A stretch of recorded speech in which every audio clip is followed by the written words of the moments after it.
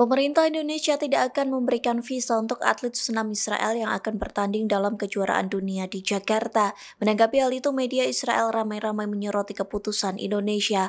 Media Ynet News melaporkan Indonesia melarang atlet senam bertanding di Jakarta sampai Israel mengakui negara Palestina. Terkait keputusan itu, Federasi Senam Israel menyatakan sampai saat ini belum menerima pemberitahuan resmi soal penolakan tersebut. Oleh sebab itu, Federasi Senam Israel sedang berusaha menghubungi penyelenggara kompetisi maupun Federasi Senam Internasional. Pihaknya mengatakan segala upaya dilakukan dengan dukungan Kementerian Olahraga dan Komite Olimpiade. Hal itu demi atlet senam Israel bisa berpartisipasi dalam kompetisi terpenting musim ini. Media The Times of Israel juga menyoroti penolakan Indonesia terhadap atlet senam Israel.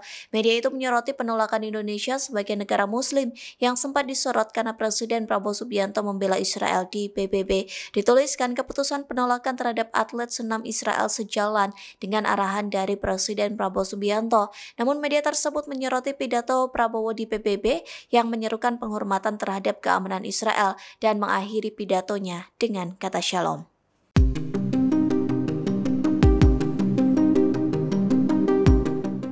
Brigade Al-Qassam kembali menyerbu pasukan pertahanan Israel atau IDF yang berada di Al-Ahwad di Tal El-Hawa. Pejuang Hamas hendak menangkap tentara IDF yang berada di markas militer Gaza. Bentrokan jarak dekat mengakibatkan korban di antara tentara Israel. Dikutip dari Al-Mayadinat, bentrokan itu terjadi pada Rabu 8 Oktober lalu. Dilaporkan Al-Qassam menyergap markas militer Al-Ahwad yang berada di Poros Netzarim. Penyergapan itu mendapat perlawanan hingga terjadi pertempuran jarak dekat dengan tentara Israel. Dalam pernyataan mereka, Al-Qassam melaporkan bahwa pejuang mereka menargetkan 2 tank Merkava dengan peluru Yasin 105 dan tandem. Pejuang Hamas berupaya menangkap seorang tentara selama pertempuran tersebut. Namun upaya itu tak membuahkan hasil lantaran situasi di lapangan yang mencegahnya. Helikopter Israel pun melakukan pendaratan dan mengevakuasi korban selama lebih dari 1 jam. Hamas terus memantau pergerakan evakuasi yang dilakukan oleh Israel.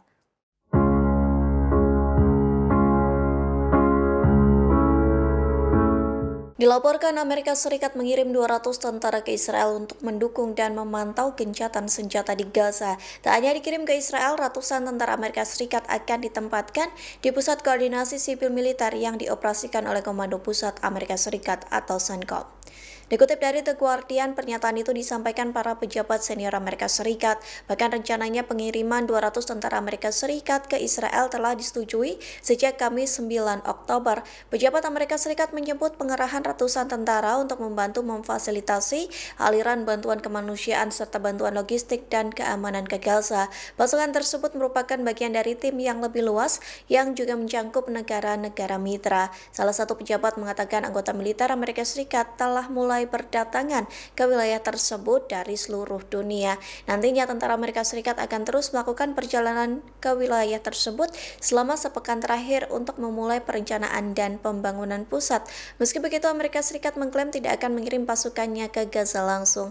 Diketahui Israel dan Hamas sepakat untuk menghentikan permusuhan di Gaza pada Kamis 9 Oktober. Kedua belah pihak sepakat untuk melakukan pertukaran sandera ataupun tahanan yang akan membebaskan sekira 20 sandera Israel yang diyakini masih hidup dan sisa-sisa sandera lainnya yang telah meninggal dunia.